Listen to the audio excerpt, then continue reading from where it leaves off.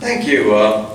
This presentation is about my fourth book, and my first one that's not just related to the Flint area. It's about the Kewpee Hamburgers, which is celebrating its centennial this year. That includes local spin-off Halo Burger. So I'll just sit down and... We miss Shelley Thomas. Oh yes, we do miss Shelley Thomas, who worked at the Kewpee that was on Harrison Street. That's when they really ate good breakfast. Now, Kewpee was one of the hamburger joints inspired by White Castle, which is the oldest surviving hamburger haven. On the left you see the original White Castle, and on the right the one in Flint. The Kewpee name was inspired by the Kewpee doll created by Rose O'Neill. Note the spelling difference. For trademark reasons, it was K-E-W-P-E-E for the restaurant. And this is a Kewpee Bill comic that Rose O'Neill drew. There's actually a copy of that at the Kewpee in Lansing, Michigan. Not the exact one, but something similar. And the famous Kewpee burger wrapper design used by all the Kewpees. There are only 5 left, 3 in Lima, Ohio, and 1 each in Lansing, Michigan, and Racine, Wisconsin. And there's the founder, Old Man Kewpee, Samuel Blair. And this was his original hamburger stand on Harrison Street. A restaurant was built on that site. Yeah, it was actually it was a truck, wasn't it? Like it was like a wagon. A wagon, right. And the wagon was added on to, as you can see. However, when Halo Burger, for legal reasons, show old photos, they had to alter it. So you can see the slogan instead of the Kewpee doll design, as well as saying Halo Hotel instead of Kewpee Hotel. Why it was called a hotel when it didn't offer lodging? Well, that got lost in time. Now, Old Man Kewpee was the subject of a scandal piece when he married his 4th wife, 50 years younger than him. And on the honeymoon, wife number 3 was invited, so that led to this scandalous article in 1941. And on the right you see the Kewpee on Harrison Street, the whole restaurant as it originally looked. And this is how it looked after it was remodeled, after Bill Thomas took it over. In 1967. 1967. And in 1967 the name was changed, so that's how the sign looked. This was right after the old post office was torn down, so you can see the Palace Theater in the background. And the movie showing at the time was A Man for All Seasons. And there's Bill Thomas and his son Terry Thomas, who took over after his father passed away. The flagship Halo Burger, which is unfortunately closed temporarily, was built in 1950. Actually, it was opened in 1951 in the old Furnace Outlet, and on the right, how it looks today. And the ad in the Flint Journal as it looked before the name change, and to the right afterwards. And this was the Kewpee Hamburger restaurant in Lansing, Michigan. Unfortunately, that fell victim to urban renewal and Lansing Community College's growing pains. And these are the operators of Kewpee in Lansing. On the left, Gary Weston, and on the right, Russell Weston of blessed memory, the 3rd and 2nd generation operators of Kewpee in Lansing.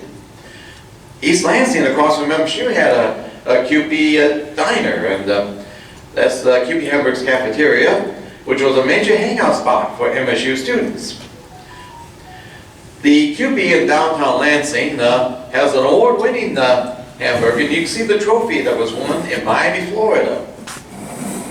And there's Weston's Kewpee Burger in downtown Lansing today. If you're ever in Lansing during the weekday, during the lunch hour, that's a great place to have a burger. There's also a Kewpee lunch in Racine, Wisconsin. This was the original restaurant, which had a parking ramp built over it, but had to be torn down along with that. And there's Walter Block, who operated that Racine Kewpee. This is from 1943. And there's how it looks today, as it was rebuilt after the parking ramp was torn down. And here's how it looks inside. A very spacious place, as you can see. Kewpee is now based in Lima, Ohio. They acquired the rights to Kewpee in 1985, which began as a simple hamburger stand. As you can see, the walk-up was enclosed, and on the right-hand side is the drive-thru area, which was enclosed a year later. And in 1939, it was replaced by that restaurant, which is still there today with minor changes. And there's me at the restaurant right at the door. That's about the author photo. And here's how it looks today. Very little change from how it looked in 1939.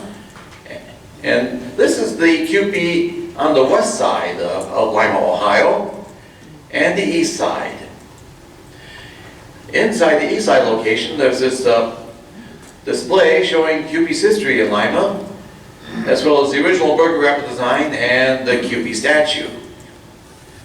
Now, Kewpee inspired Dave Thomas, who founded Wendy's, using this experience, dining at the Kewpee in Kalamazoo, Michigan as a child. And later on, he went to the Lima Kewpee for ideas, and that's how he started Wendy's. Now, Kewpee didn't always offer French fries. You'd think the hamburgers and fries would go together, but Flint didn't introduce French fries until 1950. Kewpee in Lansing does have mementos from the original location on Shiawassee Street, which includes the menu board for the drive-thru area. Two different menus showing different ages. You can see the beat-up one is the older one. Now for some lost Kewpees, including, here's one in Akron, Ohio, Battle Creek, Michigan. Here's some, the Battle Creek operator also was a cartoonist, so he did this ad, well, looks like he's contemplating suicide rather than leave town because he misses those Kewpee hamburgers. There's an oddball Kewpee in Bellflower, California, an LA suburb, which I don't think was authorized by Kewpee in Ohio. Benton, Illinois had a Kewpee. Benton Harbor, Michigan as well. There's a little Kewpee hamburger stand next to a grocery store in Croton Township in Newaygo County. I couldn't get the rights to that, so that's why I'm showing it on this slideshow presentation. Here's Elkhart, Indiana, which had a Kewpee. These are all lost Kewpees that are no longer around. Findlay, Ohio. In fact, there's a story. The operator of Kewpee in Lima wanted to open one in Findlay, Ohio, but, well, this one was there, so he opened up his own restaurant. And so it's still there in Findlay, Ohio, by the way. Now, there's an oddball Kewpee that was around for a couple of years on Dordt Highway in Flint, which caused the operators of Kewpee, Terry Thomas, headaches. Because they're wondering, what connection do you have? Because people still call Halo Burger Kewpee, the old timers do.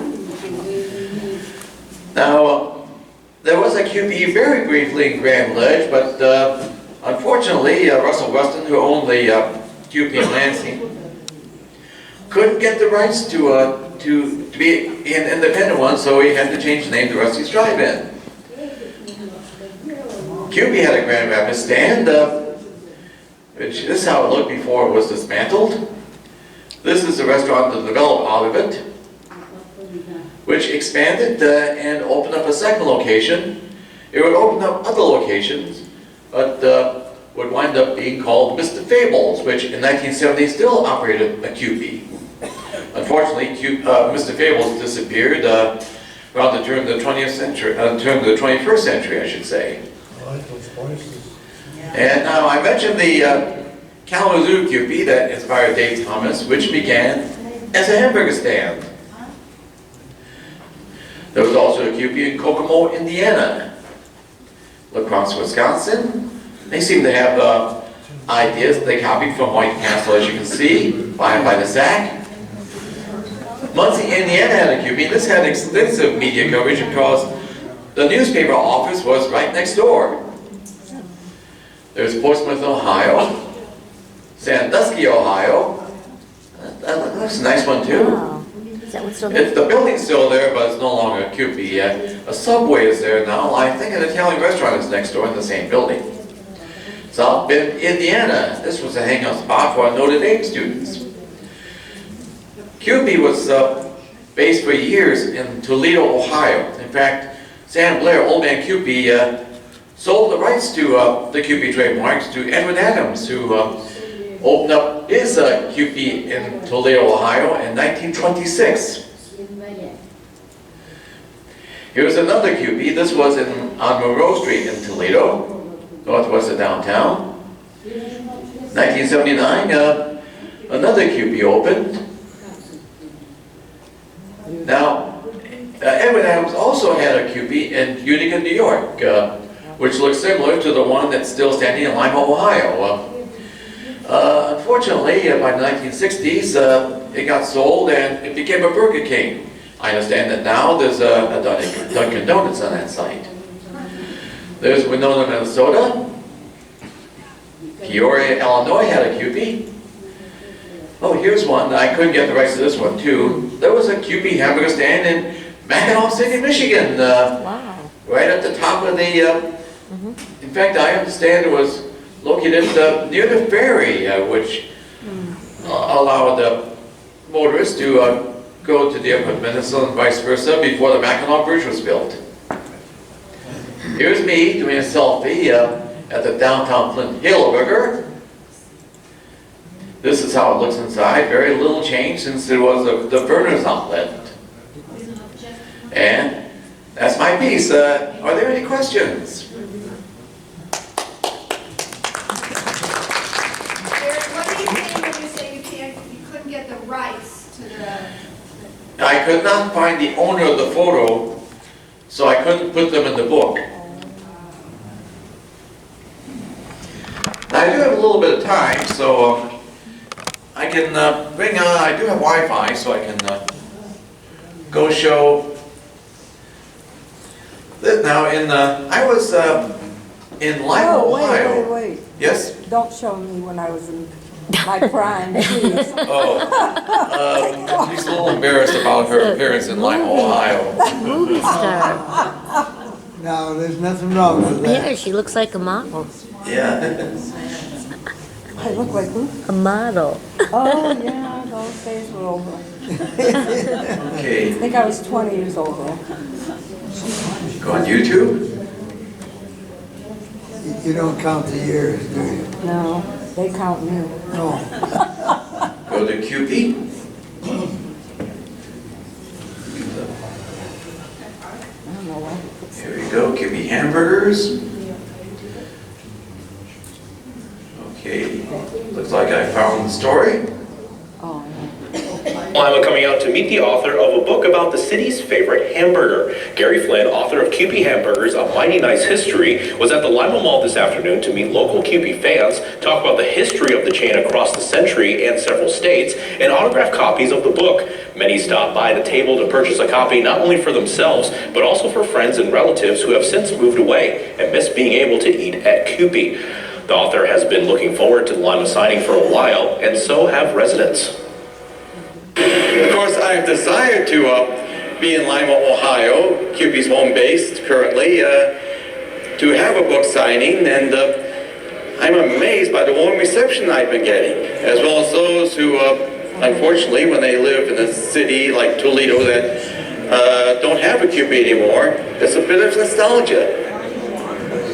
Kewpee means different to everyone, but one man who came for a copy says the restaurant is the reason he's here.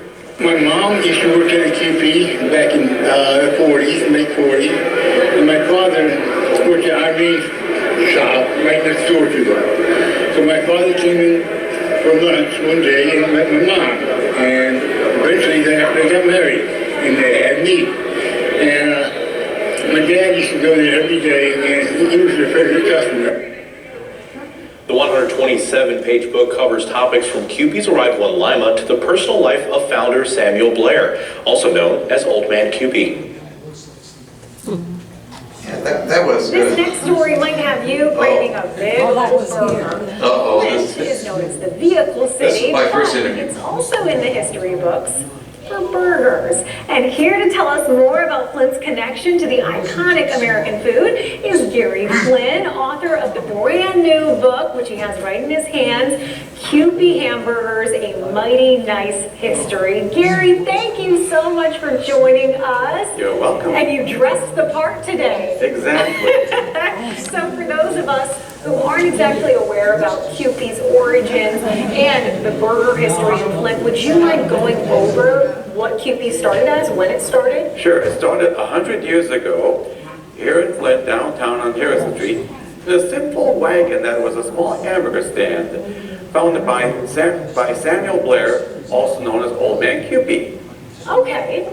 And they became very successful. Here's that hamburger stand right there, which developed into a larger hamburger stand, which eventually became a full-size restaurant. And with that success, Sam Blair began licensing the Kewpee Hotel restaurants in other cities, mainly in the Midwest. And in 1926, another Kewpee operator in Toledo bought the rights to the Kewpee trademark. So between the two, up to 400 locations of Kewpees were open at their peak.